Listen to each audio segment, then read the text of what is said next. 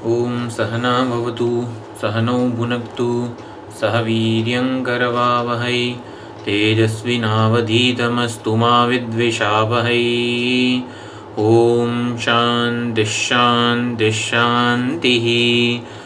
ओम भद्रं कर्णेभिः शृणुयाम देवाः भद्रं पश्येमाक्षभिर्यजत्राः स्थिरैरङ्गैः स्तुष्टुवागुंसस्तनूभिः व्यशेम देवहितं यदायुः। स्वस्ति न इन्द्रो वृद्धश्रवाः स्वस्ति नः पूषा विश्ववेदाः स्वस्ति नस्तार्क्ष्यो अरिष्टनेमिः स्वस्ति नो बृहस्पतिर्दधातु। ओम शान्तिः शान्तिः शान्तिः। हरिः ओम श्री गुरुभ्यो नमः। हरिः ओम। सदाशिवसमारम्भां शङ्कराचार्यमध्यमाम् अस्मदाचार्यपर्यन्तां वन्दे गुरुपरम्परां वन्दे गुरुपरम्पराम्।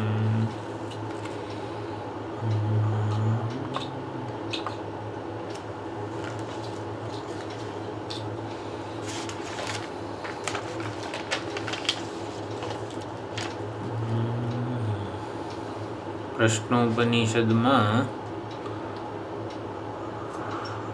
છેલ્લો પ્રશ્ન છે, ષોડશકલ પુરુષ આ સમગ્ર જગતનું અધિષ્ઠાન છે અને એ 16 કળાવાળો ચૈતન્ય પુરુષ એટલે 16 કળાવાળા જે પરમાત્મા છે. એટલે સમજવાનું કે 16 કળાઓનો જેના પર અધ્યારોપ થયો છે એવા પરમાત્મા સમગ્ર જગતનું અધિષ્ઠાન છે, સમગ્ર જગતનું મૂળ છે, સમગ્ર જગતનું પરમ અયન છે કે જેમાં બધા જીવો અને જગત જડ ચેતન જે કંઈ પણ છે એને નિરાત અનુભવાય છે. દરેકે દરેક વસ્તુને પોતાના સ્વરૂપમાં પોતાના મૂળમાં જ નિરાત અનુભવાય, એ જ એનું વિશ્રાંતિ સ્થાન છે. તો એવું બતાવવા માટે આપણે એ પરમાત્મામાં હું કઈ રીતે નિરાતે એની સાથે ઐક્ય સાધું છું, એટલે કે પરમાત્મામાં હું કઈ રીતે ભળી જાઉં છું, કે પરમાત્મામાં હું કઈ રીતે નિરાત અનુભવું છું. મારા માટે પરમાત્મા કે જગતનું મૂળ એ વિશ્વસનીય વસ્તુ છે. આ બધી જે ચર્ચા છે વેદાંતની, એટલે પરમાત્માનું મારાથી અભિન્ન સ્વરૂપે પ્રતિપાદન આ છઠ્ઠા પ્રશ્નમાં થયેલું છે. ઇહૈવાંત શરીરે સૌમ્ય, એટલે આ જ શરીરમાં હૃદયમાં દ્રષ્ટા શ્રોતા મંતા વિજ્ઞાતા વગેરે રૂપે એ 16 કળાવાળા ચૈતન્ય સ્વરૂપ પરમાત્મા જ ઉપલબ્ધ છે અને એમાંથી જ આ બધી 16 કળાઓ જન્મે છે. આપણને એવું લાગે કે ભગવાને જગતનું સર્જન કર્યું અને આપણને આ જગતમાં મોકલી દીધા એકલા અને આપણે હેરાન થઈએ છીએ. પરમાત્માને લીલા કરવી હતી અને આપણે હેરાન થઈએ છીએ, જાત જાતની લાગણીઓ આપણને જન્મે છે વગેરે. અમુક પ્રશ્નો એવા હોય છે કે આપણે એ વસ્તુને સમજી શકતા નથી. એટલે પરમાત્માએ જગતને રચ્યું અને પછી આમ ભમરડાની જેમ આપણે ભમી રહ્યા છીએ સંસારમાં, એવું નથી. પરમાત્માએ જ બધી જવાબદારીઓ સ્વીકારી છે. એટલે એ જે પરમાત્મા જેણે આ જગતનું સર્જન કરેલું છે એ સર્જનહાર જ દ્રષ્ટા રૂપે આપણામાં આ વ્યક્તિત્વમાં ઉપલબ્ધ છે. એટલે આપણને કેવું લાગે છે કે પરમાત્માએ જગતનું સર્જન કર્યું અને દુઃખીને હેરાન હું થઈ રહ્યો છું. આપણને લાગણીઓ એવી જન્મતી હોય છે જગતને ન જાણવાને લીધે, જગતને તો નહીં પણ પરંતુ એ જેના ઉપર આશ્રિત છે એવા આધારને ન જાણવાને લીધે આપણામાં વિવિધ લાગણીઓ જન્મે છે. એટલે જે પરમાત્માએ આ જગતનું સર્જન કર્યું છે એ જ જે સર્વવ્યાપક છે, પૂર્ણ છે અને ચૈતન્ય સ્વરૂપ છે, એ જ આ શરીરમાં ઉપલબ્ધ છે. એટલે એણે જ ઇહૈવાંત શરીરે આ શરીરમાં આ વ્યક્તિત્વમાં પ્રવેશ કર્યો છે, એટલે કે તાદાત્મ્ય કરેલું છે આ ઉપાધિ સાથે અને ઉપાધિમાં એ જ ઉપલબ્ધ છે. માટે જે દુઃખી થઈ રહ્યો છે, સુખી થઈ રહ્યો છે, વ્યવહાર કરી રહ્યો છે, વિવિધ લાગણીઓ અનુભવી રહ્યો છે, એ બધો અનુભવ આપણે એકલા કરીએ છીએ ને પરમાત્મા તટસ્થ છે એવું નહીં. એ બધો અનુભવ, એ બધી લાગણીઓ પરમાત્માને જ જન્મે છે. એટલે પરમાત્માનું આ રીતે હુંથી અભિન્ન, હું સ્વરૂપે જે રહેલા છે આ વ્યક્તિત્વમાં, આ શરીર ઇન્દ્રિય મન બુદ્ધિ રૂપી ઉપાધિમાં હું રૂપે જે રહેલા છે એ પરમાત્મા જ છે. એ ચૈતન્ય જે પ્રત્યેગાત્મા કે કુટસ્થ સાક્ષી કહેવાય છે એ પરમાત્મા જ છે. એ આપણે જાણવાનું છે. એ જગતનું અધિષ્ઠાન મારાથી જુદું ભિન્ન કંઈક તટસ્થ છે, ત્રીજી વસ્તુ છે, પરોક્ષ છે એવું નથી.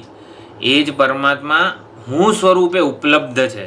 તો એને હું સ્વરૂપે જાણી લઈએ. ક્યારે જણાય હું સ્વરૂપે પરમાત્મા? જ્યારે હુંમાંથી આપણે થોડોક કચરો દૂર કરીએ. એટલે કળાઓ રૂપી કચરો અવિદ્યાને લીધે આપણને જણાય છે. તો એને દૂર કરીએ તો હું સ્વરૂપે એ સાક્ષાત પુરુષ જે પૂર્ણ છે, પરિપૂર્ણ છે એ આપણને જણાય. તો આપણે વિચાર કર્યો હતો કે 10મા છોકરાનું જે ઉદાહરણ છે, 10મો ખોવાઈ ગયો છે, 10મો અપ્રાપ્ત છે, એ રૂપે આ અજ્ઞાન આપણા જીવનમાં વર્તમાન છે. સુખ, પૂર્ણતા, જેને આપણે આપણા જીવનનું લક્ષ્ય માનીએ છીએ, પરમ ગતિ માનીએ છીએ, એને કોઈક રીતે આપણે જાણતા નથી. એ કેમ જાણતા નથી ને એને જ અજ્ઞાન કીધું છે. અજ્ઞાન કેમ છે ને એ પ્રશ્ન જ નિરર્થક છે. જેનો કેમ એવો જવાબ ન મળે એને જ અજ્ઞાન કીધું છે. હવે અજ્ઞાન કેમ છે તે પ્રશ્ન ખોટો છે, પ્રશ્ન જ ખોટો છે. એને જે વસ્તુને સમજાવી શકાય એવી નથી, જે વસ્તુને સમજી શકતા નથી આપણે કોઈ રીતે યુક્તિપૂર્વક, એને જ અજ્ઞાન કીધું છે. 10માની ઈચ્છા થવી એ કોઈ દિવસ આમ આપણે વ્યાજબી ઠેરવી શકતા નથી એને, અને માટે એને અજ્ઞાન કીધું છે. અને અજ્ઞાનમાંથી આ કળાઓનો અધ્યારોપ થાય છે 10મા ઉપર, પુરુષ ઉપર. તો 10માને મેળવવાની એની ઈચ્છા થાય છે. આ ઈચ્છાને પ્રાણ કીધું છે. એટલે પ્રાણ એ કળા છે. પહેલી કળા એટલે આવરણ અને વિક્ષેપ, આવી બે શક્તિઓ આપણે અજ્ઞાનની સમજીએ છીએ. તો પ્રાણ કે જે ઈચ્છા થઈ ને એને વિક્ષેપ કહેવામાં આવે છે. અને વિક્ષેપભૂત આ સમગ્ર જગત છે. પ્રાણ એટલે શું? આપણને 10માની ઈચ્છા થવી. એ આપણે આપણી રીતે સમજ્યા છીએ. ઉપનિષદોમાં ક્યાંય એવું લખ્યું ના હોય, પણ પ્રાણનું સર્જન થયું, હિરણ્યગર્ભનું સર્જન થયું. એટલે શું થયું? બધા જીવોને સુખ મેળવવાની 10માની ઈચ્છા જન્મી. એટલે બધા જીવોને 10માની ઈચ્છા જન્મીને એ જ હિરણ્યગર્ભ છે. 10માની ઈચ્છા કેમ જન્મી? 10માની ઈચ્છા 10માને જીવોને કેમ જન્મી? સ્વરૂપ. તો એટલે સ્વરૂપ તો નિત્ય પ્રાપ્ત હોય. અગ્નિને ગરમ થવાની ઈચ્છા ના જન્મે કોઈ દિવસ. એને એમ લાગ્યું કે ખોઈ ગયો છે. હા, સુખ મેળવવાની ઈચ્છા કેમ થઈ? પણ અગ્નિને ગરમ થવાની ઈચ્છા થઈ. એ જાણતો નતો કે પોતે ગરમ, કારણ કે એને સ્વરૂપના વિશે માહિતી નથી. માહિતી ભૂલી ગયો અજ્ઞાનને કારણે. એટલે પ્રાણ કે હિરણ્યગર્ભ અજ્ઞાનને લીધે જન્મેલો છે. આપણે બૃહદારણ્યક ઉપનિષદમાં પણ હિરણ્યગર્ભ કે પ્રાણને અવિદ્યા વિષય કીધો છે. આખું બૃહદારણ્યક ઉપનિષદનો પહેલો અધ્યાય છે, એમાં કેવું હિરણ્યગર્ભને અવિદ્યા વિષય કીધેલો છે. અવિદ્યા સૂત્રનું આખું સપ્તાન બ્રાહ્મણથી માંડીને જે બધી વાત હતી, ઉક્ત બ્રાહ્મણને બધું 4થું 5મું એટલે 10મી કંડિકા પછી આખો અવિદ્યા વિષય છે. તો હિરણ્યગર્ભને અવિદ્યા વિષય કીધો છે. ગાર્ગ્ય પણ અવિદ્યા વિષય એવા હિરણ્યગર્ભને જ જાણતો હતો. આવી બધી ચર્ચા થઈ છે. એટલે સમજવાનું કે પ્રાણ કે હિરણ્યગર્ભ જે છે એ અવિદ્યા છે. અવિદ્યામાં છે એટલે કે વિક્ષેપ છે. અવિદ્યામાંથી જન્મેલો છે. અવિદ્યામાંથી જન્મે એને શું કહેવાય? વિક્ષેપ કહેવાય. દોરીના અજ્ઞાનમાંથી જે સાપ જન્મે છે એ સાપને વિક્ષેપ કહેવાય. તો આવરણ વિક્ષેપ આ પ્રમાણે છે. તો વિક્ષેપ જે છે એ આ સમગ્ર જગત, આ 16 કળાવાળું સમગ્ર જગત છે. અને વિક્ષેપ હંમેશા આવિદ્યક છે. હા, ગાર્ગ્ય બાલકી અવિદ્યા વિષય. હા, અવિદ્યા વિષય કીધો છે. હમ. એટલે સગુણ બ્રહ્મને પણ અવિદ્યા વિષય કહી દીધો ને. હા, આપણે એવું કહીએ છીએ સગુણ બ્રહ્મ એટલે આમ બ્રહ્મને અવિદ્યા વિષય કહીયો, સગુણ બ્રહ્મ હારું અવિદ્યા વિષય કેવી રીતે? તો એમાં સમજવાનું સગુણ બ્રહ્મ એટલે ગુણના અધ્યારોપ વાળું બ્રહ્મ. બ્રહ્મ તો નિર્ગુણ નિર્વિશેષ જ છે, એના ઉપર કોઈક ગુણનો અધ્યારોપ. સગુણ સોપાધિક બ્રહ્મ અવિદ્યા વિષય છે. એટલે શું? સગુણ સોપાધિક આપણને જે જણાય છે, જે વ્યવહાર યોગ્ય છે, આ સમગ્ર જગત, હા, એટલે એનું જે ગુણ આસ્પેક્ટ છે ને એ અવિદ્યા વિષય છે. જે મૂળ તત્વ છે એ અવિદ્યા વિષય નથી.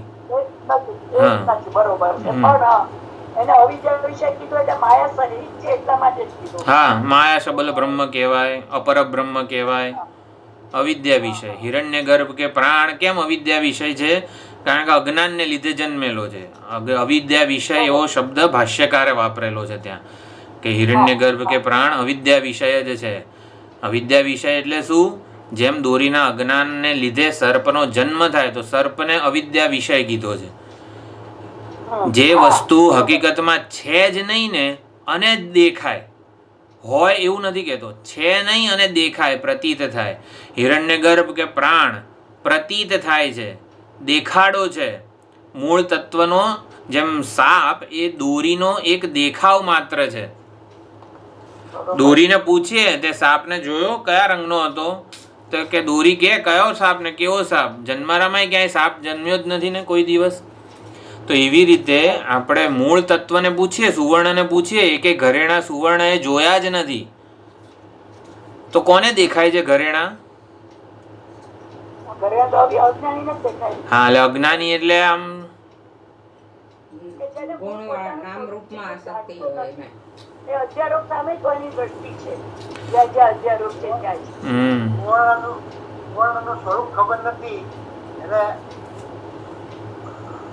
સુવર્ણના નિરુપાધિક સ્વરૂપને જાણતો નથી જે, અથવા તો એવું કહી શકાય નામ રૂપની દ્રષ્ટિવાળાને જ આ દેખાય જગત. નામ રૂપ કર્મ આ ત્રણ વસ્તુઓ અધ્યારોપ છે. એક આત્મા જ નામ રૂપ કર્મ રૂપે અનુભવાઈ રહ્યો છે. તો એ પ્રમાણે સમજવાનું અહીંયા કે પ્રાણ વગેરે 16 કળાઓ જે જન્મી, એનું આવી ગયું નથી આવ્યું. તો આ બધી જે 16 કળાઓ છે એ અવિદ્યાને લીધે થયેલો અધ્યારોપ માત્ર છે, વિક્ષેપ રૂપ છે. એટલે એ પ્રમાણે એ સમજીશું. એટલે કળાને અધ્યારોપ વાળો, કળાના અધ્યારોપ વાળો જ્યારે ચૈતન્ય સ્વરૂપ પરમાત્માને આપણે સમજીએ ને ત્યારે ઐક્ય સ્થપાય છે. એટલે એ ઐક્ય એટલે જ્યારે કળાનો અધ્યારોપ ન થતો હોય ને એવી કોઈક પરિસ્થિતિ, જેમ કે સુષુપ્તિ વગેરે જે છે, એનો થોડો વિચાર કરીએ ને તો પણ કળાના અધ્યારોપ હોવાપણું આપણને ખબર પડે છે. તો કઈ રીતે આ 16 કળાઓ જન્મી એની ચર્ચા કરીએ. ત્રીજો મંત્ર છે, થોડોક વિચાર કર્યો તો આપણે ત્રીજા મંત્રનો. તો ત્રીજો મંત્ર હું બોલું છું. સૈક્ષાન ચક્રે કસ્મિન્નું અહમ ઉત્ક્રાંતો ભવિષ્યામિ, કસ્મિન વા પ્રતિષ્ઠિતે પ્રતિષ્ઠાસ્યામિ. એટલે સ ઈક્ષાન ચક્રે એટલે સહ એટલે 16 સકલ પુરુષ, 16 કળાવાળા પરમાત્માએ વિચાર કર્યો કે હું કોઈક એવી ઉપાધિનું સર્જન કરું કે જેથી એ ઉપાધિના જે ધર્મો છે એ મારા માની લેવામાં આવે અને હું વ્યવહાર યોગ્ય બનું. આ પરમાત્માએ ઈક્ષાન ચક્રે વિચાર કર્યો, સંકલ્પ કર્યો. કેમ? પરમાત્માનું જ્ઞાન જીવોને થઈ શકે ક્યારે થાય? જ્યારે પરમાત્મા વ્યવહાર યોગ્ય બને. ક્ષીરસાગરમાં સૂતેલા ભગવાન આપણના માટે વ્યવહાર યોગ્ય નથી. એ જ્યારે રામ કે કૃષ્ણ રૂપે અવતરે ત્યારે વ્યવહાર યોગ્ય બને છે. તો કળાનો અધ્યારોપ જ્યારે પરમાત્મા પોતાના ઉપર કરે ત્યારે પરમાત્મા વ્યવહાર યોગ્ય બને છે. એ પરમાત્માનો બહુ મોટો અનુગ્રહ છે કે આપણે એને જ્ઞાન માટેની કંઈક અનુકૂળતા ઊભી થાય છે જ્યારે પરમાત્મા કળાનો અધ્યારોપ પોતાના ઉપર કરે છે.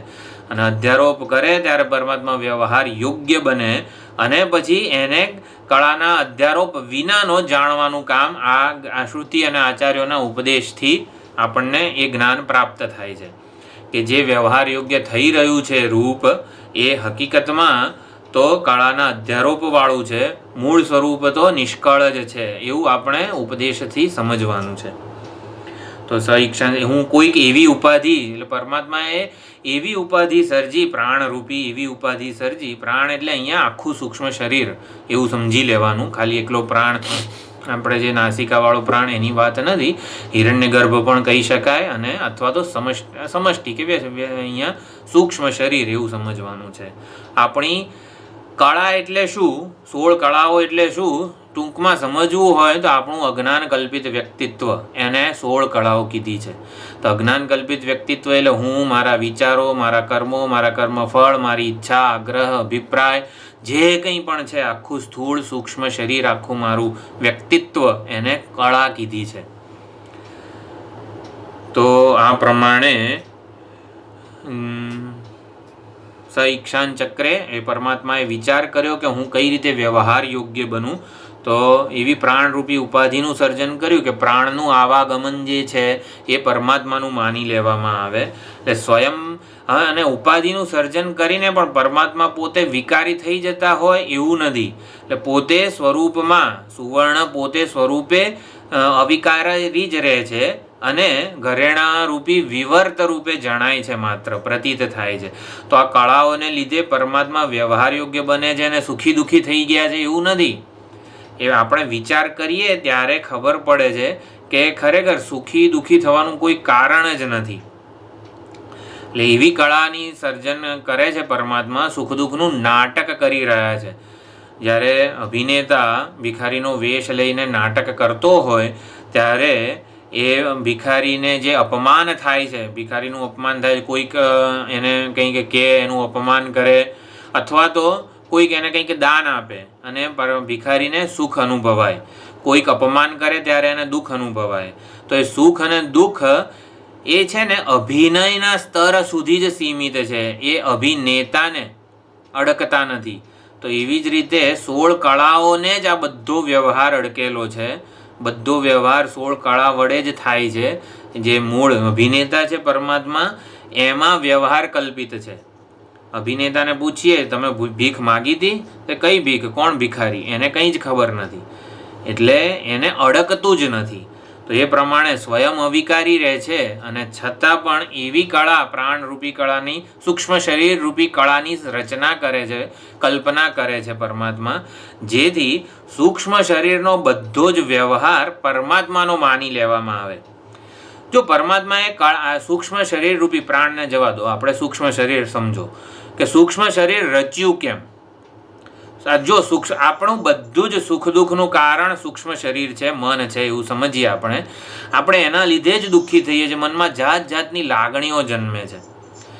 એટલે મનની દરેકે દરેક લાગણીને, અનુભવને આપણે સત્યતા આપીએ છીએ અને આપણે ખરેખર હેરાન થઈ રહ્યા છીએ એવું આપણને લાગે છે ને ઈચ્છીએ છીએ એવું. એટલી સત્યતા છે આપણા અનુભવોમાં.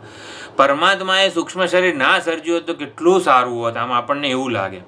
પણ પરમાત્માએ સૂક્ષ્મ શરીર ના રચ્યું હોત ને તો આ બધો વિચાર એટલી સુંદર રીતે ઐતરેય ઉપનિષદમાં થયો છે કે પરમાત્માએ વિચાર કર્યો કે કોઈક રીતે આ જીવો મને જાણે.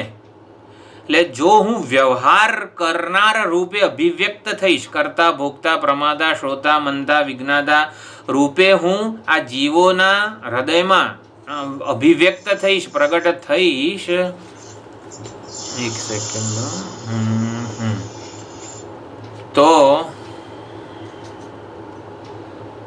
ક્યારેક કોઈક એવા વિરક્તને કે જિજ્ઞાસુને મારું સ્વરૂપ જાણવાની ઈચ્છા થશે. જો પરમાત્માએ સૂક્ષ્મ શરીર રૂપી કળાનું સર્જન ના કર્યું હોત તો ક્યારેય કોઈને પરમાત્માનું જ્ઞાન ન થાત. પરમાત્માને જાણવાની ઈચ્છા જન્મી છે આપણામાં, એ જ બતાવે છે કે આપણે અભિનેતા એના ઘરેથી બહાર જ ના નીકળ્યો હોત, અભિનય રૂપે ભિખારી, રાજા, વેપારી વગેરે ગમે તેટલા અભિનય રૂપે એ વ્યવહાર ગોચર ના થયો હોત તો કોઈ દિવસ અભિનેતાને જાણવાનું મન થાત આપણને. જો આપણો પ્રિય અભિનેતા વ્યવહાર ગોચર જ ના થાય તો એને કોઈ દિવસ જાણવાની જ ઈચ્છા ના જન્મે. એટલે પરમાત્માએ સૂક્ષ્મ શરીર રૂપી કળાનો અધ્યારોપ પોતાના ઉપર કર્યો કે જેથી સૂક્ષ્મ શરીરના કર્મો, એના ફળ ભોગવવાની પ્રવૃત્તિ, અનુભવ, વ્યવહાર બધું પરમાત્માનું માની લેવામાં આવે.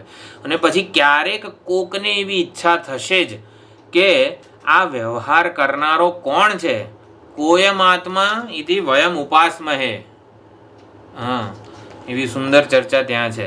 એટલે પરમાત્માએ આ રીતે એવી ઉપાધિ સર્જી કે ક્યારેક કોકને જિજ્ઞાસા થશે કે આ વ્યવહાર કરનાર કોણ છે, વ્યવહારના ફળ ભોગવનાર કોણ છે. આકાશે એવી ઘટરૂપી ઉપાધિની કળાની સર્જન કર્યું કે જેથી ઘડો એક જગ્યાએથી બીજી જગ્યાએ જાય તો આકાશની ગતિ માની લેવામાં આવે છે. પરમાત્માએ પ્રાણરૂપી કળાનું સર્જન કર્યું. પ્રાણના ઉત્ક્રમણને કસ્મિન્નું અહમ ઉત્ક્રાંતે ઉત્ક્રાંતો ભવિષ્યામી મંત્ર કહે છે કે પ્રાણ ઉત્ક્રમણ કરે તો મારું ઉત્ક્રમણ માનવામાં આવશે. એટલે હું એક જગ્યાએથી બીજી યોનિમાં જઉં છું, મારું પરિભ્રમણ માનવામાં આવશે. કસ્મિન્વા પ્રતિષ્ઠિતે અહમ પ્રતિષ્ઠાસ્યામી. એ પ્રાણ જે શરીરમાં જાય એમાં જાણે કે મારું ઉત્ક્રમણ સંક્રમણ વગેરે માની લેવામાં આવશે.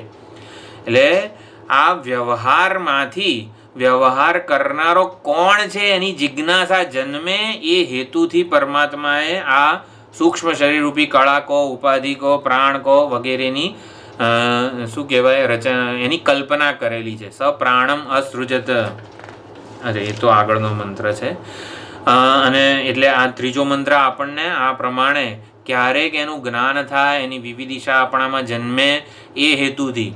અને એ પણ ધ્યાન રાખવાનું કે આપણને જે કોઈ પણ આપણે વ્યવહાર કરીએ છીએ અને વ્યવહારનો અનુભવ થાય છે જે પ્રમાણે, એ બધો પરમાત્માને જ થઈ રહ્યો છે. એટલે પરમાત્મા આપણાથી દૂર ક્યાંક બેઠા છે અને બેઠા બેઠા આપણને હેરાન કરે છે, એટલે કે આપણને વ્યવહારમાં પ્રેરે છે એવું સમજવાનું નથી. જેણે જગતનું સર્જન કર્યું છે એ જ આ શરીરમાં પ્રવેશીને બધો જ વ્યવહાર કરી રહ્યો છે. જેથી ક્યારેક આપણને આ વ્યક્તિત્વથી જુદું કોઈક તત્વ છે કે જે એક શરીરને છોડીને બીજા શરીરમાં જાય છે અને એનો એ બધો વ્યવહાર કરે છે ત્યાં જઈને. એટલે એ તત્વ કયું છે એને જાણવાની ઈચ્છા જન્મે. જો સૂક્ષ્મ શરીરરૂપી વેશ ધારણ ન કર્યો હોત અથવા તો કળાનું સર્જન ના થયું હોત ને તો કોઈ દિવસ એનું જ્ઞાન થવાની કોઈ સંભાવના જ ન રહેત. એટલે પરમાત્માએ આ પ્રમાણે એટલે સઘળો ઉપાધિનો મહિમા છે. અને ઉપાધિનો મહિમા છે એટલે બધું જ વ્યવહાર ઉપાધિના સ્તરે રહેલો છે, અભિનય એના સ્તરે રહેલો જ છે. પરંતુ એવી સુંદર ઉપાધિ સર્જી છે ભગવાને કે બધો વ્યવહાર એ ઉપાધિનો નહીં પણ હું કરું છું, મેં ફળ ભોગ્યું, મેં આટલા કર્મો કર્યા એમ પ્રમાણે હુંનો એ માની લે છે. અને એ પછી હુંનું સાચું સ્વરૂપ શું છે એવું જાણવાની આ વિરક્ત કોઈક જિજ્ઞાસુને ઈચ્છા જન્મે એ પ્રમાણેનું આખું સેટઅપ તૈયાર કરેલું છે પરમાત્માએ 16 કળા દ્વારા. ઘરમાં બેઠેલી નાની છોકરી હોય, ઘર ઘર રમે ત્યારે ઢીંગલીને પોતાનું બાળક બનાવી દે, એના માટે રસોડું ને બધું જાત જાતના વાસણોમાં રાંધે, આ બધું કરે છે એ બાળકી. તો એ બાળકી પોતાને એ ઢીંગલીની માતા માની લે છે. એના માટે એને ખોળામાં સૂડાવે, એને સરસ સરસ બધું એને ભાવતું ખાવાનું બનાવે. જે બાળકી જન્મી નથી, જે રસોઈ હજી રંધાઈ જ નથી, એની ચિંતા કરે છે, એનાથી ભ્રમિત થાય છે. તો આ પ્રમાણે આ કળાઓ આવી રીતે છે. પરમાત્માએ સૂક્ષ્મ શરીરરૂપી કળાનું સર્જન કર્યું, પ્રાણનું સર્જન કર્યું, એટલે પોતાને આવો કલ્પ્યો છે સંસારી જીવ રૂપે. જેથી એના મિથ્યા જે સંસાર રચાયો જ નથી, જે જગત બન્યું જ નથી, સંસાર રચાયો જ નથી, એની ચિંતાથી એ પોતે ચિંતિત થઈ રહ્યા છે કે હવે હું કઈ રીતે સુખી થવું, કઈ રીતે પૂર્ણ થવું વગેરે.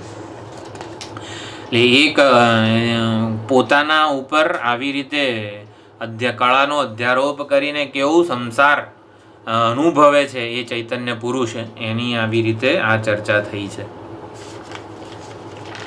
આ સહ ઈક્ષાન ચક્રમાં સાંખ્ય મતનું ખંડન થયું છે. સાંખ્યો પ્રધાનને, આ સહ એ પ્રધાનને માને છે, અચેતન એવા પ્રધાનને. પરંતુ આપણે વેદાંતમાં સહ એટલે 16 શકલ પુરુષ, પરમાત્મા જ જગતનું અધિષ્ઠાન છે એ. એટલે સાંખ્ય વગેરે ફિલોસોફીઝ જે છે એ કેવું છે કે વેદાંતને સ્વકલ્પિત પોતાની જે વિચારણા છે એ પ્રમાણે વેદાંતનું ઇન્ટરપ્રિટેશન કરે છે, શ્રુતિનું, વેદ વાક્યોનું ઇન્ટરપ્રિટેશન કરે છે સ્વકલ્પિત વિચારણાને અને પ્રૂવ કરવા માટે. પરંતુ વેદાંત એ સત્યનો નિર્ણય શ્રુતિ પાસેથી જ કરે છે અને શ્રુતિની અનુકૂળ યુક્તિની વ્યવસ્થા કરે છે. બીજા બધા તાર્કિકો છે યુક્તિને પ્રમાણ માનીને શ્રુતિને અનુકૂળ ગોઠવે છે. એવું નથી. વેદાંત શ્રુતિ પ્રમાણે જ સત્યને નિર્ણય કરે છે અને એને અનુકૂળ યુક્તિને ગોઠવે છે. ઓલા લોકો યુક્તિને પ્રમાણ માને અને શ્રુતિને અનુકૂળ ગોઠવવાનો પ્રયત્ન કરે.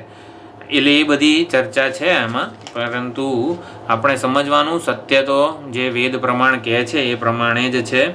પ્રમાણ સિદ્ધ વસ્તુને જ મુમુક્ષુના હિતથી પ્રેરાઈને શ્રુતિએ આ સ ઈક્ષાન ચક્રે કસ્મિન્નું અહમ ઉત્ક્રાંતે વગેરે રૂપે વ્યક્ત કરી છે, એને સમજાવવા માટે. એટલે જે કંઈક યુક્તિસંગત ના લાગતું હોય, કેમ સર્જન કર્યું પ્રાણનું વગેરે બધું, તો એ સર્જન એ શું છે, આપણા અનુભવને સમજાવવા માટે કંઈક કીધેલું છે શ્રુતિએ.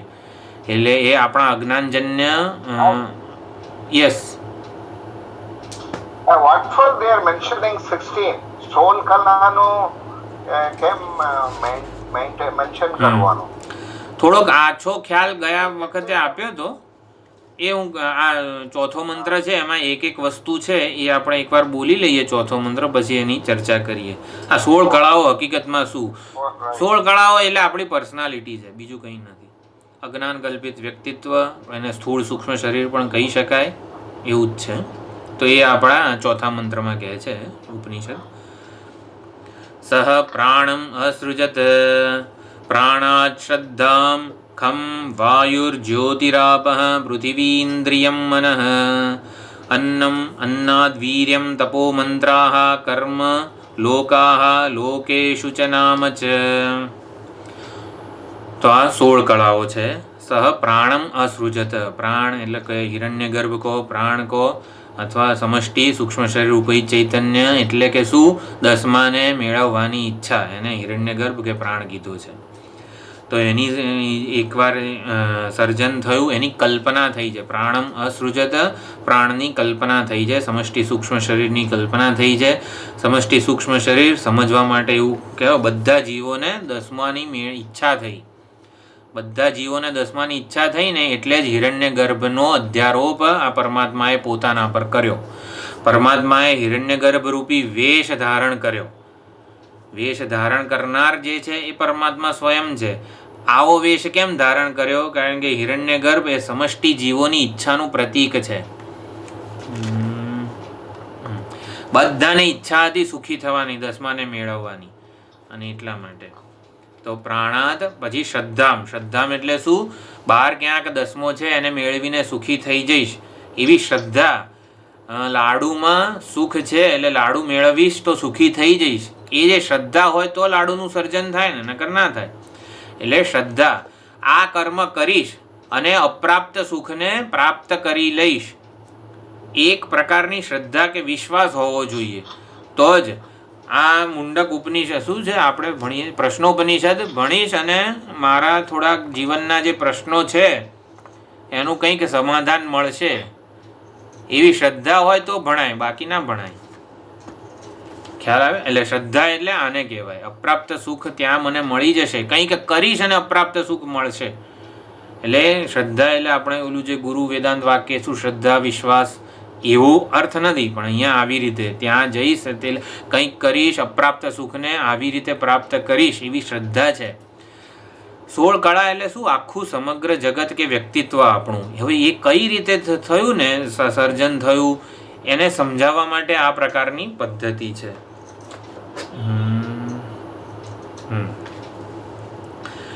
અને પછી એટલે પ્રાણમાંથી શ્રદ્ધા, અને પછી એટલે પ્રાણાત શ્રદ્ધા. પ્રાણાત પંચમી વિભક્તિ છે.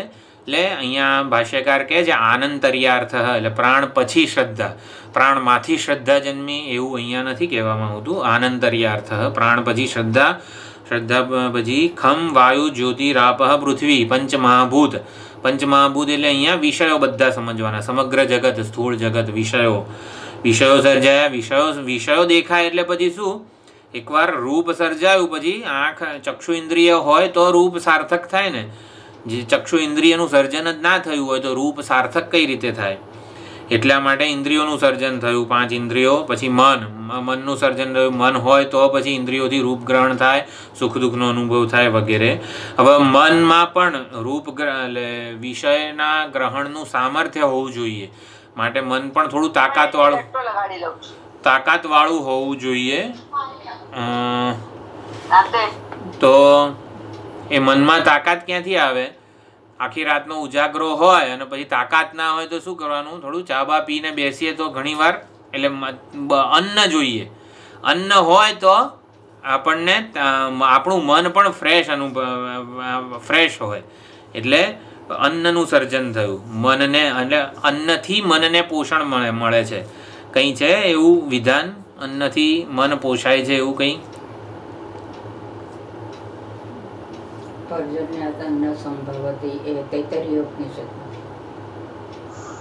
શરીરને પોષણ મળે એટલે આપોઆપ મનને પોષણ મળે. આ તો હું જરાક થોડો વચ્ચે વિરામ લઈ લઉં ને. હા, અન્નમયમ હિ સૌમ્ય મનઃ, છાંદોગ્ય ઉપનિષદમાં કીધું. અન્નમયમ હિ સૌમ્ય મનઃ. તો હા, ઉપવાસ કરવાનું કીધું તો શ્વેતકેતુને, એ કંઈ બોલી શક્યો નહીં. એટલે મનને પોષણ અન્નથી મળે છે. આપણે જેવો સાત્વિક ખોરાક ખાતા હોઈએ એ પ્રમાણે સાત્વિક જે સૂક્ષ્મ અંશ છે એનાથી મનનું ઘડતર થતું હોય છે. એટલે અન્નનું સર્જન થયું, જેથી મનમાં બધું મનને બળ મળે. અન્નાદ વીર્યમ, અન્નથી અન્ન ખાઈએ એટલે પોષણ મળે આપણને અને બળ મળી રહે. બળથી તપ અને તપથી મંત્ર. એટલે આપણે વિચાર કર્યો હતો કે તપ વગેરેનું સર્જન એટલે તપ એટલે ડિસિપ્લિન. અહીંયા આપણે જે કંઈ કર્મ કરીએ છીએ ને એના માટે કંઈક ડિસિપ્લિન જોઈએ. તો કર્મ કરવા માટે કર્મનું હેતુભૂત એવું તપનું સર્જન થયું. અને વિવિધ પ્રકારના તપની વાત શાસ્ત્રોમાં પ્રસિદ્ધ છે. અને પછી આપણે વિચાર કર્યો હતો કે કર્મથી મારા એકલાના પ્રયત્નથી હું 10માને પ્રાપ્ત કરી લઉં એવું ઘણીવાર ન લાગે, સુખને પ્રાપ્ત કરી લઉં એવું ન લાગે. માટે હું વેદની શરણે જઉં, વેદોક્ત કર્મો કરું, અથવા તો શાસ્ત્ર જે કહે છે એ પ્રમાણે હું કર્મ કરું. તો એના માટે વેદના મંત્રોનું સર્જન થયું અને તપશ્ચર્યા અને કર્મનું સર્જન થયું. પછી એકવાર વૈદિક કર્મો, વેદોક્ત કર્મોનું અનુષ્ઠાન થાય તો પછી વેદ એ પ્રમાણે આપણા કર્મથી આપણે જ આ 14 ભુવનનું નિર્માણ કરેલું છે. તો 14 ભવન એટલે કે આખા જે લોક છે, 14 લોક, એનું સર્જન થયું. અને આ નામ એ 16મી કળા છે. આ પ્રમાણે 16 કળાનું સર્જન થયેલું છે.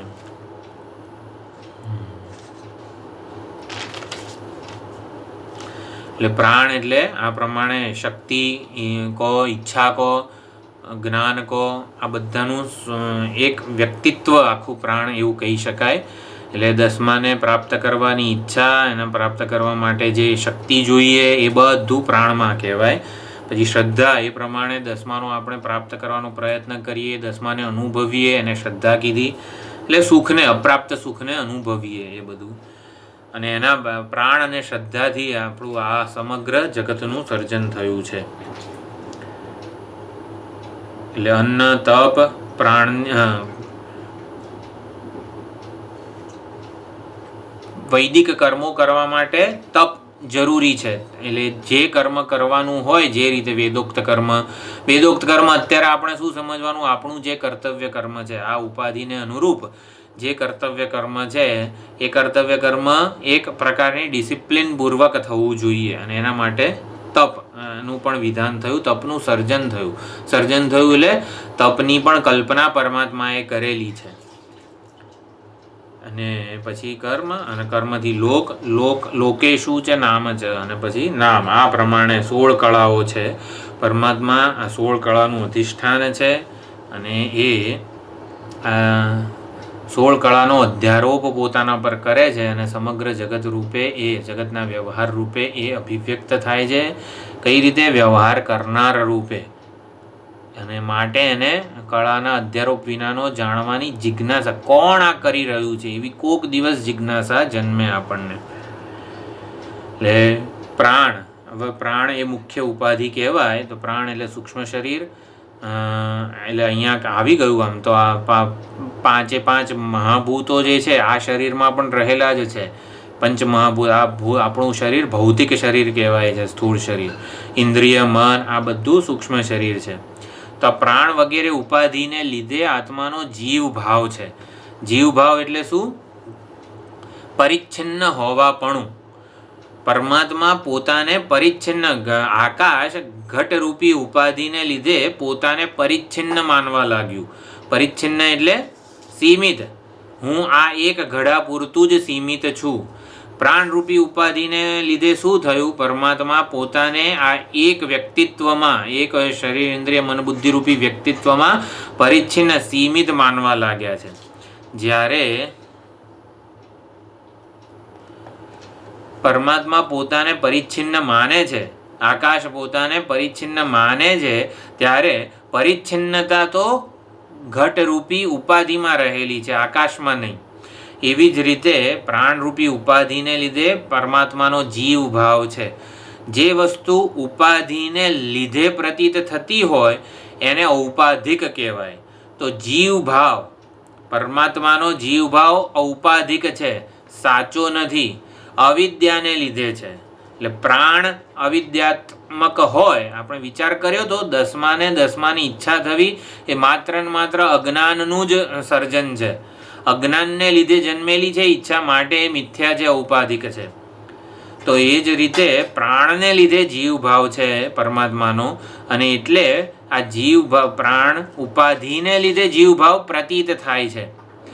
સૂર્ય ડોલમાં પડેલા પાણીને લીધે સૂર્યનું જે પ્રતિબિંબ પડે છે એ પ્રતિબિંબ એક ડોલમાં જ મર્યાદિત છે એવો આપણને ભાવ જન્મે છે. એટલે સૂર્યનું એક ડોલમાં બદ્ધ હોવાપણું, પરિચ્છિન્ન હોવાપણું ઔપાધિક છે, સાચું નથી.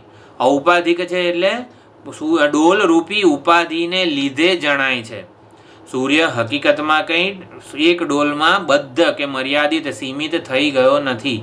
એવી રીતે ચેતન સ્વરૂપ પરમાત્માનો જીવ ભાવ આ પ્રાણરૂપી ઉપાધિને લીધે છે, ઔપાધિક છે, સાચો નથી. એટલે પરમાત્માનો જીવ ભાવ ઔપાધિક હોય અને મારો સાચો, એવું નહીં સમજવાનું. મને જે પરિચ્છિન્નતા, મર્યાદા, અધૂરપ, ઉણપ, લાગણીઓ બધી જન્મે છે એ સાચી નથી, કોઈક ઉપાધિને લીધે પ્રતીત થનારું છે. તો આવું જ્યારે હું સમજું ને ત્યારે મને આ જીવ ભાવ મારો જ્યાં સુધી ઠોસ અને નક્કર કે સાચો લાગતો હોય ને ત્યાં સુધી એ જિજ્ઞાસા ન જન્મે કે મારું મૂળ સ્વરૂપ શું છે. મૂળ સ્વરૂપની વિવિધિશા ત્યારે જન્મે જ્યારે આ જીવ ભાવ ઔપાધિક લાગે. મને જન્મથી દરેકે દરેક લાગણીઓ સાચી જ છે એવું જ્યાં સુધી માનીએ ત્યાં સુધી સાચા સ્વરૂપને, પરમાત્માના સાચા સ્વરૂપને જાણવાની ઈચ્છા ના થાય. એટલે જ્યારે પરમાત્મા, એટલે આ જીવ ભાવ ઔપાધિક છે એવો થોડોક નિર્ણય આપણે કરી લઈએ કે મને ઘરેણામાં સુવર્ણ સિવાયનું બધું ઔપાધિક છે, મિથ્યા છે, નામરૂપ કે પ્રયોજન બધું. જે આકારને લીધે કંઠીનો વટ પડે છે, જે આકારને લીધે કંઠીની વાહ વાહ થાય છે, કંઠી એને કોઈ દિવસ ઔપાધિક મિથ્યા એવું વિચારી શકે?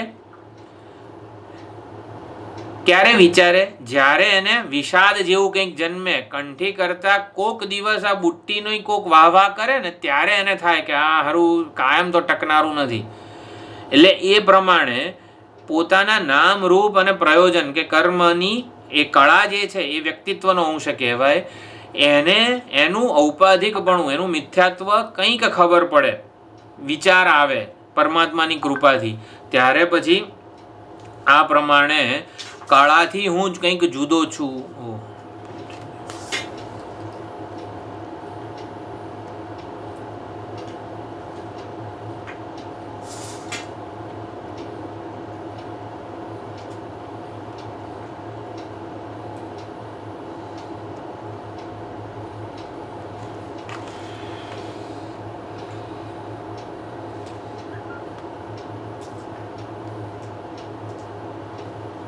Recording in progress.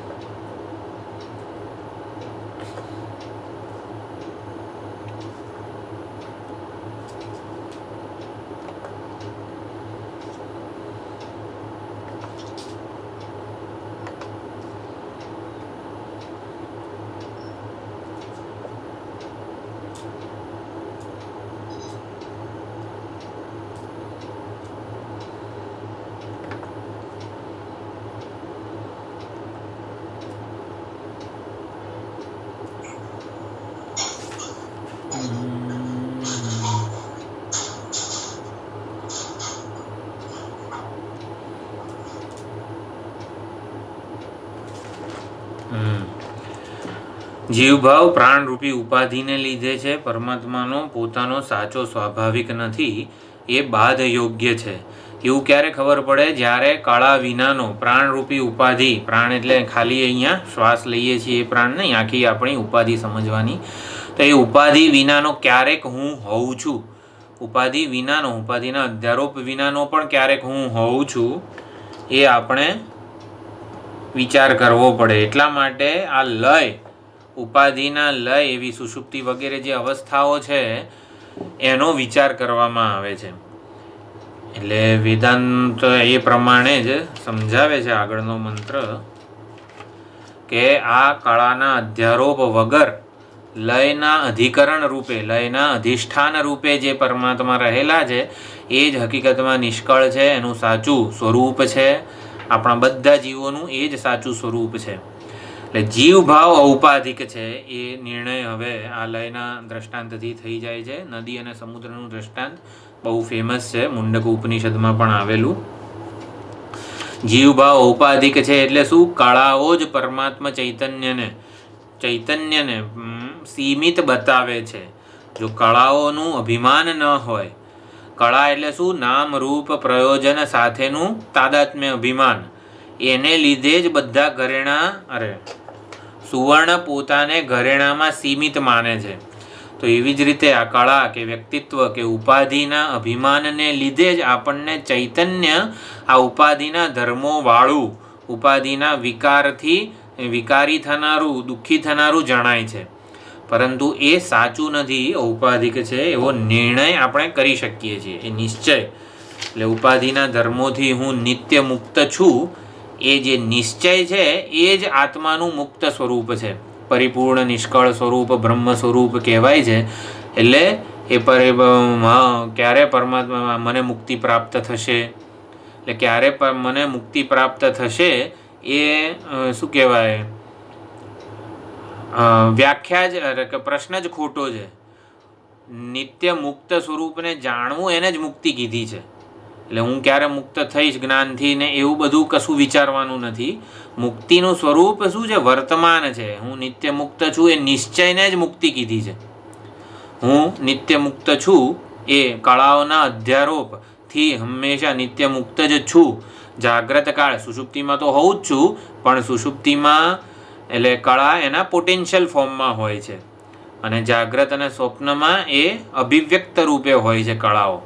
તો કળાઓનો અધ્યારોપો હોય કે કળાઓ અપવાદ, એનો લય થઈ ગયો હોય, હું નિત્ય મુક્ત છું એ જે નિશ્ચય છે એને જ મુક્ત, પરમાત્માની મુક્તિ કીધી છે.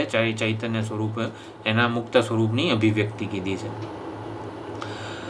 તો આ પ્રમાણે પાંચમો મંત્ર બહુ લયનું, કળાઓના લય એટલે શું? કળાઓ સાથે આપણું અભિમાન ન રહે એ રીતે સમજવાનો છે. પાંચમો મંત્ર જે છે, સ યથા ઇમાહ નદ્યઃ સિંધમાનાઃ સમુદ્રાયણાઃ સમુદ્રમ પ્રાપ્ય અસ્તમ ગચ્છન્તિ વિદ્યેતે તાસાં નામરૂપે સમુદ્રઃ ઇતિ એવં પ્રોચ્યતે એવં એવ અસ્ય પરિત્રષ્ટુઃ ઇમાઃ ષોડશકલાઃ પુરુષાયણાઃ પુરુષં પ્રાપ્ય અસ્તમ ગચ્છન્તિ વિદ્યેતે ચ આસાં નામરૂપે પુરુષઃ ઇતિ એવં પ્રોચ્યતે સ એવ અકલઃ અમૃતઃ ભવતિ તદેષ શ્લોકઃ. સ યથા ઇમાઃ નદ્યઃ સ્યંદમાનાઃ, વહેતી નદીઓ, સમુદ્ર તરફ, સમુદ્રાયણાઃ એટલે સમુદ્ર તરફ વહેતી નદીઓ, સમુદ્રાયણાઃ સમુદ્ર તરફ વહેતી, સમુદ્રને જ પોતાનું પરમ અયન, રહેઠાણ અથવા તો વિશ્રાંતિ સ્થાન માનનારી આ બધી વહેતી નદીઓ, જો વહેતી અહીંયા કીધેલું છે એટલે ઘણી નદીઓ નહીં, સમુદ્રને પ્રાપ્ત થયા વગર જ સુકાઈ જાય એવું નથી. સ્યંદમાનાઃ, વહેતી નદીઓ સમુદ્રમ પ્રાપ્ય અસ્તમ ગચ્છન્તિ, સમુદ્રને પ્રાપ્ત કરીને અસ્ત થઈ જાય છે. અસ્ત થઈ જાય છે કઈ રીતે? વિદ્યેતે તાસામ નામ રૂપે. કંઈ ભાષ્યકાર કહે છે, હું ગંગા છું, હું યમુના છું, એવું નદી એવા નામ અને આકાર, એટલે નદીપણું ભેદાય છે. નદીપણું શું છે? હું ગંગા છું, હું યમુના છું વગેરે એક નામ છે અને એનું એક રૂપ છે. એટલે જ્યાં સુધી એ અભિમાન છે ત્યાં સુધી નદી પોતાને સમુદ્રથી જુદી માને છે અને ગંગા પોતાને યમુનાથી પણ જુદી માને છે. એટલે આ પ્રકારેનું શું કહેવાય, કળાનું કે નામરૂપનું અભિમાન છે. એક નામરૂપનું અભિમાન છે ત્યાં સુધી બીજા નામરૂપથી જુદો છું અને જગતના મૂળ એવા પરમાત્માથી પણ હું વિભક્ત છું એવી લાગણી જન્મતી હોય છે. તો આપણું જે આખું જીવન છે એ આ સમુદ્ર અને નદીના દ્રષ્ટાંતમાં સમજાવે છે શ્રુતિ. સમુદ્રમ પ્રાપ્ય હસ્તમ ગચ્છન્તિ નામરૂપે શું છે, ગચ્છન્તિ વિદ્યતે તાસામ નામરૂપે. તો એનું નામ અને રૂપ એ ભેદાઈ જાય છે. એટલે નદી એવું જે છે એ એનું નાશ પામે છે, નદીપણું નાશ પામે છે, નામ અને રૂપ અંશ એનો નાશ પામે છે. ક્યારે સમુદ્રને પ્રાપ્ત થાય ત્યારે, એના મૂળને પ્રાપ્ત થાય ત્યારે પછી શું થાય છે, સમુદ્ર ઇતિ એવમ પ્રોચ્યતે. પછી એ સમુદ્ર કહેવાય છે. પછી ગંગા યમુના એવું નથી કહેવાતી, પછી એ સમુદ્ર છે. આ સમુદ્ર જે છે એવી રીતે એનો વ્યવહાર થાય છે. તો એ જ પ્રમાણે એવમ એવ અસ્ય પરિદ્રષ્ટુ. પરિદ્રષ્ટુ એટલે અહીંયા જ્ઞાની પરમાત્મા, પરિતઃ દ્રષ્ટુ જે સર્વજ્ઞ છે. સર્વજ્ઞ એવા જ્ઞાની માટે અહીંયા આખો લય એક વિદ્વાન પુરુષ માટે જ સમજાવવામાં આવેલો છે. તો એવું આ પરિદ્રષ્ટુ. ઇમાહા ષોડશ કલાહ. આ 16 કળાઓ પુરુષાયણાહ. પુરુષાયણાહ એટલે પુરુષ જ જેનું અયન છે, વિશ્રાંતિ સ્થાન છે, મૂળ છે, અધિક આશ્રય સ્થાન છે, એ અધિષ્ઠાન છે, એવા પુરુષમ પ્રાપ્ય, એવા પુરુષને પ્રાપ્ત થઈને અસ્તમ ગચ્છન્તિ. એ કળાઓ અસ્ત થઈ જાય છે. કળાપણું ત્યાં નથી રહેતું. નામ વિશેષ એક નામ રૂપ અને કર્મ કે પ્રયોજન એમાં અભિમાન રહેતું નથી. અસ્તમ ગચ્છન્તિ વિદ્યતે ચ આસામ નામરૂપે. એનું નામરૂપમાં ભેદાઈ જાય છે. પુરુષ ઇતિ એવમ પ્રોચ્યતે. ત્યારે એ પુરુષ રૂપે જ ઓળખાય છે. જ્યારે કળાઓના અધ્યારોપવાળો હતો ત્યારે 16 કળાવાળો પુરુષ એવું કહેવાતું હતું. આપણે અત્યારે 16 કળાવાળા પુરુષ કહેવાઈએ. જ્યારે અજ્ઞાની પોતાને ઉપાધિના અભિમાનવાળો માને ત્યારે હું ઉપાધિ વિશિષ્ટ એવો જીવ છું એવું પોતાને માને છે. પરંતુ એ ઉપાધિ વિશિષ્ટ જીવ માને ત્યારે ઉપાધિ અને ઉપાધિના ધર્મોનો એના ઉપર અધ્યારોપ માત્ર થયો હોય છે. એ જ્યારે ઉપાધિ ન રહે સુષુપ્તિમાં નથી રહેતી, અને જાગ્રતમાં જ્યારે વિવેક વિચારથી, તીવ્ર વૈરાગ્ય અને વિવેક વિચારણાથી ઉપાધિ અને ઉપાધિના ધર્મોને અધ્યારોપ સ્વરૂપે એ ઓળખી લે ત્યારે પુરુષ ઇતિ એવ પ્રોચ્યતે. ત્યારે એ જ્ઞાની પરિદ્રષ્ટુ જે છે એ ચૈતન્ય સ્વરૂપ પૂર્ણ પુરુષોત્તમ પુરુષ એ પ્રમાણે જ ઓળખાય છે. સહ એષ અકલહ અમૃત ભવતી. ત્યારે એ અકળ કે અમૃત કહેવાય છે. ભવતી થાય છે અમૃત સ્વરૂપે. એ પોતાને અમૃત સ્વરૂપે જાણે છે, પોતાને અકળ કે નિષ્કળ સ્વરૂપે જાણે છે. કળારહિત પરમાત્મા તે વિશે આ શ્લોક છે. તદેશ શ્લોક. આ વિષયમાં એક રૂક મંત્ર પણ આ શ્રુતિ આ અર્થના સમર્થનમાં ટાંકે છે. તો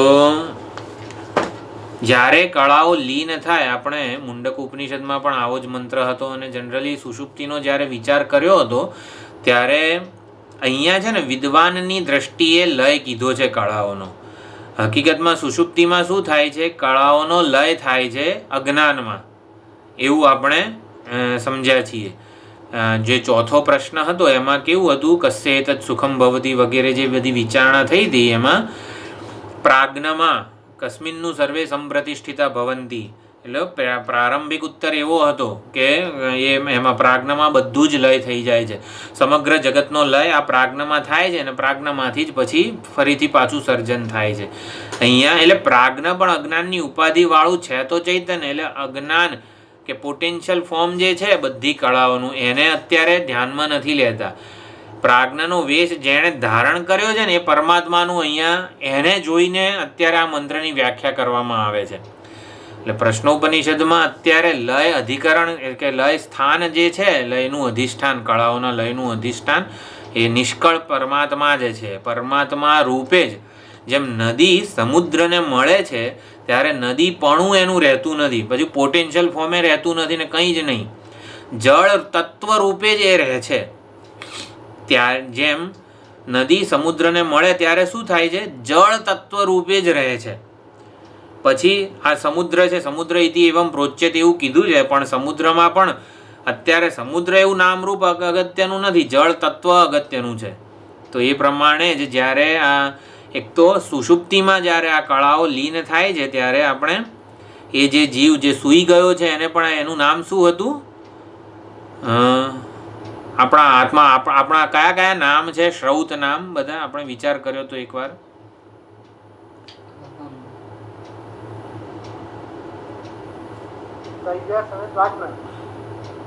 શ્રૌત નામ આત્માના નેતિ નેતિ આત્મા, નેતિ નેતિ નામ છે મારું. પછી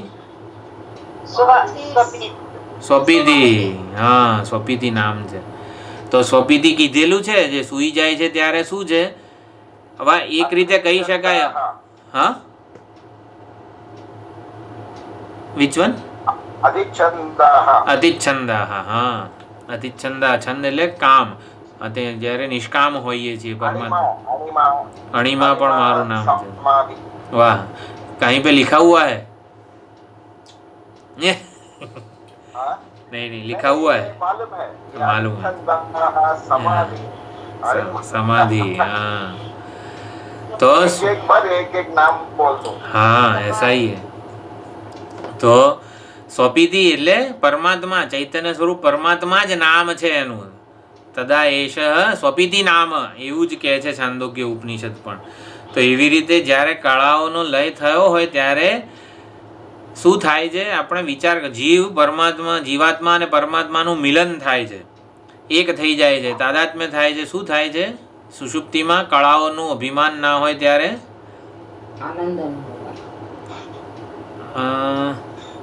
થોડુંક કંઈક પરમાત્મામાં લય છે.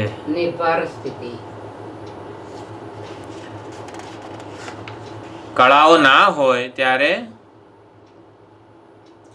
સુષુપ્તિમાં નિષ્કળ પરમાત્મા. બરોબર. હું કેવો હોઉં છું ટૂંકમાં? ચલો ને, આપણે નિર્વિશેષ હોઉં છું. જો કળાઓનો લય થઈ જાય, કળાઓ ના હોય ત્યારે મારી ને પરમાત્માની જુદાઈનો ભ્રમ રહેતો નથી. જીવાત્મા પરમાત્માનું મિલન થાય છે, એક થઈ જાય છે. એટલે શું સમજવાનું? એ કળાઓને લીધે જ એ પરમાત્મા અનેક ઉપાધિઓમાં વિભક્ત જણાતા હતા. ઘડો ઊંઘી જાય ત્યારે શું થાય? ઘટાકાશનું શું થાય? આપણે નતો ઉપાધિનો લય ને ઉપહિતનો લય બધો વિચાર કર્યો તો. ઘડો ઊંઘી જાય, ઘડાને પછી પ્રલયમાં શું થાય ને ઘડાને જ્ઞાન થાય ત્યારે શું થાય, બધો વિચાર કર્યો તો આપણે. ઉપહિતનું શું થાય છે? ઉપહિત એના મૂળ ઉપાધેય કરતા જુદું છે ને, એ ભ્રમ રહેતો નથી. જીવાત્મા, કળાઓનો લય જ્યારે થાય છે ત્યારે પરમાત્મા, જીવાત્મા અને પરમાત્મા એની જુદાઈનો ભ્રમ રહેતો નથી. ભ્રમ નિવૃત્તિ, અજ્ઞાન નિવૃત્તિ, ભ્રમ નિવૃત્તિ થાય છે. તો એ પ્રમાણે જ અહીંયા વિદ્વાન માટેની ચર્ચા છે. એટલે એ અજ્ઞાન નિવૃત્તિ કે જે ઉપાધિ, પ્રાણરૂપી ઉપાધિ, કળાઓ રૂપી ઉપાધિ ન હોય, કળાઓને લીધે જ પરમાત્માનો જીવ ભાવ પ્રતીત થતો હતો. જ્યારે કળાઓ લય પામી જાય, નદી જેમ સમુદ્રમાં મળી જાય તેમ જ્યારે કળાઓ પુરુષાયણાહા, પુરુષને પ્રાપ્ત થઈ જાય, પુરુષ સ્વરૂપે જ રહે છે. એટલે કળાઓ અજ્ઞાનમાં જઈને લીન લય થાય છે એવું નથી અહીંયા કહેવામાં આવ્યું. મૂળ એ વાત એ છે, કળાઓની નિવૃત્તિ જ્યારે સુવર્ણ શું કહેવાય, કંઠી કંદોરા રૂપે રહેલા સુવર્ણને જ્ઞાન થાય ત્યારે એનું નામ રૂપ ક્યાં જતું રહે છે? તો કે સુવર્ણ રૂપે અવસ્થિત રહે છે એવું કહેવામાં આવે છે અહીંયા. નામ રૂપ રૂપી કળાઓનો લય થાય છે એટલે શું? આ કળાઓ પુરુષ રૂપે નિવૃત્ત થઈ જાય છે. અહીંયા એટલું પહોંચાડવામાં આવેલું છે, વિદ્યતે તાસામ નામ રૂપે પુરુષ ઇતિ એવમ પ્રોચ્યતે. કળાઓનું શું થાય છે? તો કે એ પુરુષ રૂપે, પુરુષ એટલે ચૈતન્ય સ્વરૂપ પરમાત્મામાં જ આત્મભાવને પ્રાપ્ત થઈ જાય છે. જેમાંથી અધ્યારોપ થયો હતો એમાં એનો અપવાદ થાય છે. અપવાદ થાય છે એટલે શું? એ રૂપે જ રહે છે. ઘડાનો માટીમાં લય થાય છે. લય થાય છે એટલે શું? ઘડો માટી રૂપે જ સ્થિત થઈને રહે છે. અહીંયા એવું સમજવાનું છે. એટલે સમાધિની સ્થિતિ ના કહેવાય. સમાધિનો અર્થ આપણે શું કરીએ છીએ. યોગ શાસ્ત્રની જે સમાધિ છે એ સવિકલ્પ સમાધિ છે. પ્રયત્નથી પ્રાપ્ય વસ્તુ છે. જે વસ્તુને મેં પ્રયત્નથી પ્રાપ્ત કરી હોય એ ઓલા દસમાની ઈચ્છા જેવી કલ્પિત જ હોય. આપણે જ્યારે આ સમાધિ નામ છે આત્માનું એવું જ્યારે હું કહું છું ને ત્યારે એ કઈ છે? વેદાંતની સમાધિ. સમ્યક આધીયતે અસ્મિન ઇતિ, કે જેમાં બધા આધીન, પ્રાણબંધનમ હિ સૌમ્ય મનઃ, એટલે સમાધિ એટલે બ્રહ્મ સ્વરૂપ આત્માનું, કે જેમાં બધું જીવભાવ, કળા, જગત જે કંઈ છે ને બધું આશ્રિત થઈને રહે છે. તો આપણા માટે યોગ, પતંજલિ યોગમાં જે સમાધિ શબ્દ છે એના કરતાં આપણો જુદા અર્થમાં સમાધિ વાપરીએ છીએ. 6 પ્રકારની સમાધિ બધું ઘણું બધું છે એ ડિટેલ, પણ આપણા માટે સમાધિ એટલે શું? સ્વરૂપ સ્થિતિ, એને સમાધિ કહેવાય. તો સ્વરૂપ સ્થિતિ સમાધિ એ કોઈ પ્રાપ્ત કરવાની અવસ્થા નથી વેદાંત માટે. ઘરેણા સમાધિ લગાડવાનો પ્રયત્ન કરે છે કે હું સુવર્ણથી જુદું નથી, હું મારે સુવર્ણને પ્રાપ્ત વગેરે જે પ્રાપ્ત કરવાનો પ્રયત્ન કરવાનો નથી, હું સુવર્ણ રૂપ છું. એટલે સુવર્ણ એના માટે કંઈક સમાધિ રૂપ છે. એટલે શું? એનું સ્વરૂપ છે. ઘરેણાએ કંઈક સાધના કરીને સમાધિ નથી મેળવવાની. ઘરેણા માટે સમાધિ શું થાય? એ પોતાને સુવર્ણ રૂપે જાણે એ જ એની સમાધિ છે. સમાધિ પ્રાપ્ત કરવાની વસ્તુ નથી વેદાંત માટે, એ જ જાણવાની વસ્તુ છે. જ્યાં સુધી સમાધિ પ્રાપ્ય રહે છે ત્યાં સુધી અપરાવિદ્યા કહેવાય. સમાધિ જ્ઞાતવ્ય બને એને પરાવિદ્યા કહેવાય. સુખ મને પ્રાપ્તવ્ય લાગે એ અપરાવિદ્યા છે, એટલે પછી મારે પ્રાપ્ત કરવા માટે પ્રયત્ન કરવા પડે, એ બધું અજ્ઞાનનો અધ્યારોપ કહેવાય. અને સુખ જ્ઞાતવ્ય છે હું સ્વરૂપે, એને પરાવિદ્યા કે જ્ઞાન કહેવાય. તો આ પ્રમાણે શું છે? પુરુષ ઇતિ એવ પ્રોચ્યતે. તો સહ એવ, જ્યારે એ કળાઓનું અભિમાન હોતું નથી ત્યારે સહ એવ અકલહ અમૃતઃ, કળાના અધ્યારોપ હતો ત્યારે પણ અકળ અને અમૃત જ હતો ચૈતન્ય સ્વરૂપ પરમાત્મા કે પુરુષ. અને અત્યારે કળાઓનું અભિમાન નથી હોતું ત્યારે પણ એ નિષ્કળ અને અમૃત સ્વરૂપ એવું કહેવામાં આવે છે. અહીંયા જે એક નદી અને સમુદ્રવાળું જે દ્રષ્ટાંત છે એને થોડુંક સમજી લઈએ. મુંડક ઉપનિષદમાં ગતાહ કલાહ પંચદશ પ્રતિષ્ઠા, એટલે બધી કળાઓ એના કારણમાં લીન થાય છે એવું કીધું હતું. અહીંયા બધી કળાનો લય પુરુષ સ્વરૂપે નિવૃત્ત થાય છે. ઘરેણા પોતાની બધી કળા, નામ, રૂપ અને પ્રયોજનનું અભિમાન જ્યારે ત્યાગે ત્યારે ઘરેણાનું શું થાય ને નામ રૂપના અભિમાનનું શું થાય? તો કે બધું સુવર્ણ રૂપે જ રહે છે. અહીંયા પ્રશ્નોપનિષદમાં એ રીતે લય બતાવેલો છે. ઘરેણા તો સુવર્ણ રૂપ જ છે કે સુવર્ણ જ છે, પણ ઘરેણાનું જે અભિમાન હતું, શું? વ્યક્તિત્વનું અભિમાન. હું ઘરેણું શું છું? કંઠી છું, કંદોરો છું, એટલે હું એક નામ, રૂપ અને પ્રયોજન વાળું સુવર્ણ છું. એવું જે અભિમાન હતું ને એ અભિમાન પણ રહેતું નથી. એ અભિમાન રહેતું નથી એટલે સુવર્ણ સ્વરૂપે જે અભિમાન નિવૃત્ત થાય છે. કારણ કે સુવર્ણમાંથી જે જન્મેલું, સુવર્ણને લીધે જે જન્મેલું હતું, સુવર્ણના અજ્ઞાનને લીધે જન્મેલું હતું, તો સુવર્ણના જ્ઞાનથી શું થાય? સુવર્ણ રૂપે એ રહે. તો અહીંયા આ પ્રમાણે નિરૂપાધિક લય બતાવવામાં આવેલો છે.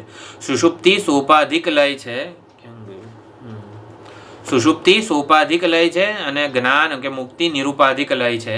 તો અહીંયા પાંચમો મંત્ર જે છે એ નિરૂપાધિક લયનું દૃષ્ટાંત છે કે જ્ઞાન, બધી કળાઓ અને કળાનું અભિમાન, નામ, રૂપ, કર્મ વગેરે જે અભિમાન છે એ પુરુષ સ્વરૂપે, ઓલું ઘરેણાનું અભિમાન સુવર્ણ સ્વરૂપે જ નિવૃત્ત થાય છે, સુવર્ણ સ્વરૂપે સ્થિત રહે છે ઘરેણું.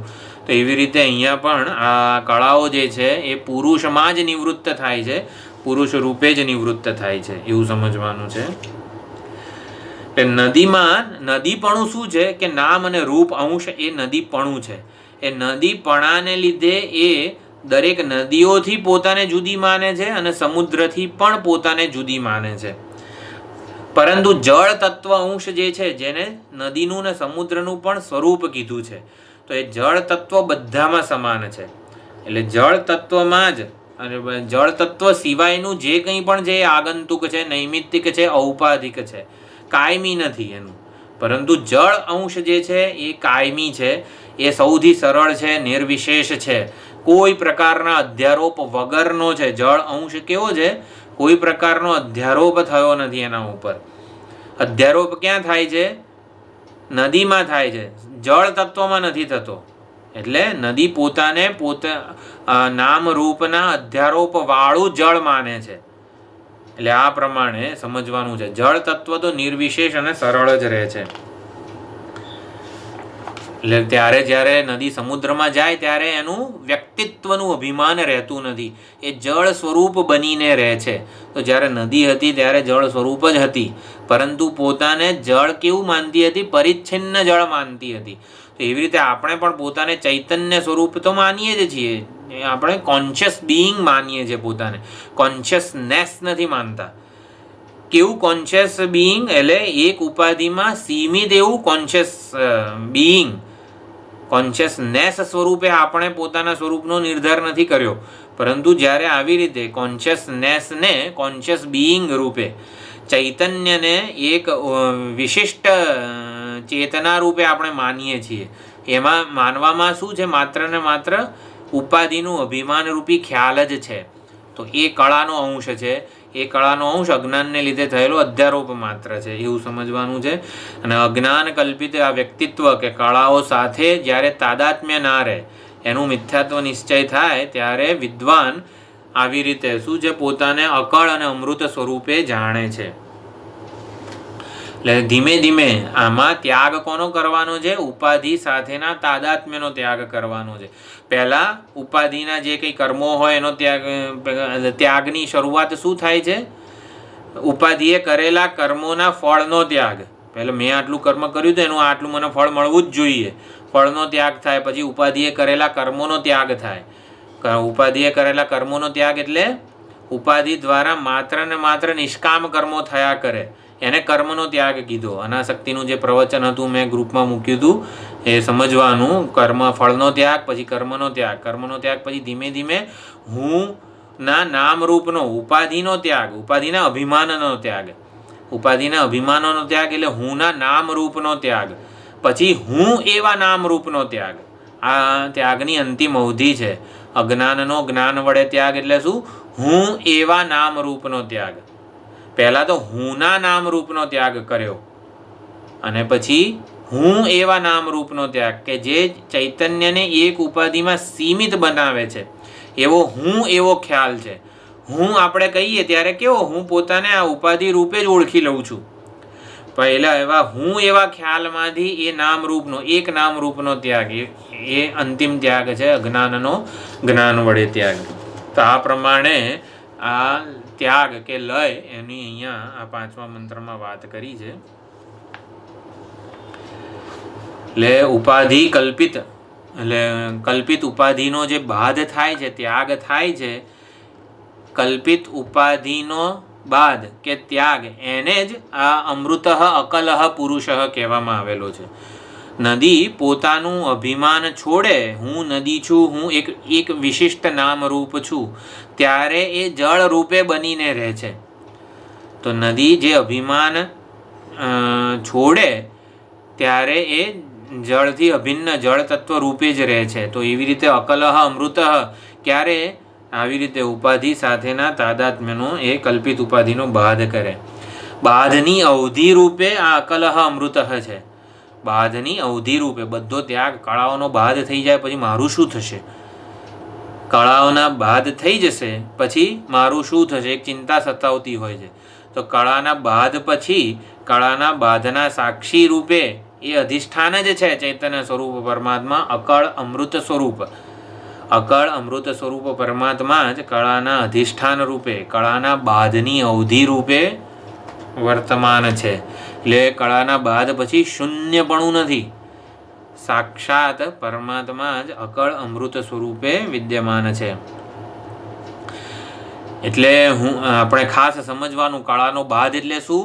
હું એક વિશેષ નામ રૂપ છું, એ અભિમાનનો બાદ, અભિમાનનો ત્યાગ. અભિમાન એટલે ભ્રમનો ત્યાગ.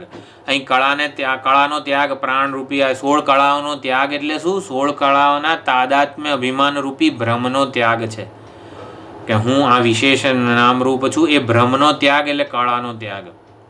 હું ઘડો છું એવું અભિમાન જ્યારે છોડે ત્યારે શું થાય છે? પછી ઘડો જ નહીં રહેતો, એમાં પાણી નહીં ભરાય, વ્યવહાર ગોચર નહીં થાય પરમાત્મા. પછી હું ઘડો છું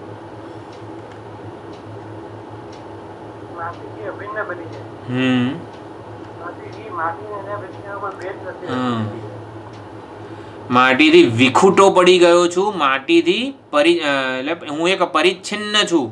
એ ભ્રમની નિવૃત્તિ છે. જો આપણે એમ લાગે કળાનો ત્યાગ આ સૂક્ષ્મ શરીર ને સ્થૂળ શરીર નહીં રહે એટલે હું જ નહીં રહું, પણ એવું નથી. જ્યારે સ્થૂળ શરીર સૂક્ષ્મ આ કળા ના હોય ત્યારે શું? પરિચ્છિન્નતાનો ચૈતન્યની પરિપૂર્ણતામાં કળાને લીધે જ પરિચ્છિન્નતા કલ્પાય છે. તો એ કલ્પિત અંશ જાય છે, ખાલી કલ્પિત અંશનો બાધ થાય છે, કલ્પિત અંશનો ત્યાગ થાય છે. એટલે ઘડો ઊંઘી જાય કે ઘડાને જ્ઞાન થાય ત્યારે હું ઘડો છું એવું પછી ના રહે. હું માટીથી પૃથક એવો ઘડો છું, બીજા ઘડાઓથી પૃથક એવો ઘડો છું એવું એને લાગણી નથી જન્મતી. પોતાને માટી સ્વરૂપે જાણે છે, માટીથી અભિન્ન થઈ જાય છે, માટી સ્વરૂપે જ સ્થિત રહે છે. એટલે થાય છે શું? જ્ઞાન કાળે કે શું કરવાનું છે? આપણે પરિચ્છિન્નતાનું અભિમાન છે એ ભ્રમને દૂર કરવાનો છે માત્ર. ચૈતન્ય જે કળાના અધિષ્ઠાન રૂપે છે, કળાના બાધની અવધિ છે. બાધની અવધિ છે એટલે શું? કળાઓ જતી રહેશે, કળાનું અભિમાન હું છોડી દઈશ તો પછી શું થશે? એટલે એ જે રહેતું હોય છે કળાના બાધની અવધિ રૂપે, એ અવધિ રૂપે અકલહ અમૃતઃ એ પૂર્ણ પુરુષ જે પુરુષ છે, જે નિષ્કળ બ્રહ્મ સ્વરૂપ છે એ રહેતું હોય છે. હું ઘડો છું એવું અભિમાન જ્યારે ઘડા રૂપે પોતાને માનવા લાગતી હતી એ માટી, હું ઘડો છું અભિમાન ત્યાગે ત્યારે શું થાય છે?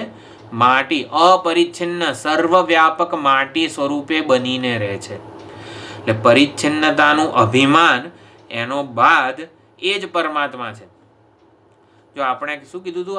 આપણું નામ શ્રૌત નામ અજ્ઞાન નિવૃત્તિ કે બીજું શું હતું? નેતિ નેતિ પછી ભ્રમ નિવૃત્તિ. એ આપણું નામ છે. આપણું નામ શું છે? ભ્રમ નિવૃત્તિ. કારણ કે ભ્રમ નિવૃત્તિ એ જ તુરીય સ્વરૂપ પરમાત્માનું જ્ઞાન છે. એટલે આપણી કળાના અભિમાનનો ત્યાગ કરીશું ત્યારે હું નહીં રહું એ બધી ચિંતા આપણે નથી કરવાની. કેમ? કારણ કે એ જ વસ્તુ કળા જ આપણને પરિચ્છિન્ન બતાવી રહી હતી. કળા જ પરિપૂર્ણ ચૈતન્ય સ્વરૂપ પરમાત્મા છે એને પરિચ્છિન્ન બતાવતી હતી. અને હવે આ જે પરિચ્છિન્નતાનો આભાસ હતો ને એ નથી રહેતો. વિદ્યતે તાસામ નામ રૂપે. એ નામ અને રૂપનું અભિમાન ના રહે. એટલે નામ રૂપના અભિમાનનો ત્યાગ થાય ત્યારે એ કળાહીન એટલે નિષ્કળ અને કળાઓનું જ મૃત્યુ હોય છે. મૃત્યુ કોનું થાય છે? સ્થૂળ શરીર વગેરેનું જ, એનું સૂક્ષ્મ શરીરનું ઉત્ક્રમણ ને યોનિ ભ્રમણ વગેરે થાય. પરંતુ મૃત્યુ કળાઓનું જ હતું. જ્યારે નિષ્કળ સ્વરૂપે પોતાને જાણે છે ત્યારે એ અમૃત સ્વરૂપ જ છે. એનું ક્યારે ચૈતન્ય અમૃત સ્વરૂપ. અમરતા કોને કહેવાય? મારું ક્યારે મૃત્યુ થયું જ નથી એ નિશ્ચયને અમરતા કીધી છે. હા, અમરતા ક્યારે પ્રાપ્ત થશે આવું બધું નથી કરવાનું. મારું ક્યારે મૃત્યુ થયું જ નથી એ નિશ્ચયને અમરતા કીધી છે. એટલે અમરતા પ્રાપ્ત કરવાની વસ્તુ નથી, અમરતા જ્ઞાતવ્ય છે, જાણવાની વસ્તુ છે. એટલે અહીંયા દરેક વસ્તુ એ સમજવાની. નિષ્કળતા, કળા વગરના હોવાપણું, અમરતા, મૃત્યુ વગર. મારે મૃત્યુથી મુક્ત થવું છે, ગમે તે મૃત્યુના ડરથી મુક્ત થવું છે. મૃત્યુના ડરથી મુક્ત થવું હોય તો શું કરવાનું? જાણવાનું હું મર્યો જ નથી ક્યારે. મૃત્યુથી નિત્ય મુક્ત છું એવું જ્ઞાન, એવું જાણવાનું છે. મૃત્યુ કળાનું થાય છે. આપણે કે હું તો નિત્ય મુક્ત શું છે? ક્યારે મર્યો જ નથી એટલે શું? તો પણ જે મૃત્યુ દેખાય છે એ કોનું છે? મૃત્યુ વગેરે બધું ક્યાંક છે, એનો આપણા ઉપર હું ઉપર અધ્યારોપ નથી કરવાનો. મૃત્યુ કળાઓનું જ છે, કળા વગેરેનું જ છે. અને આ પ્રમાણે સમજવાનું છે.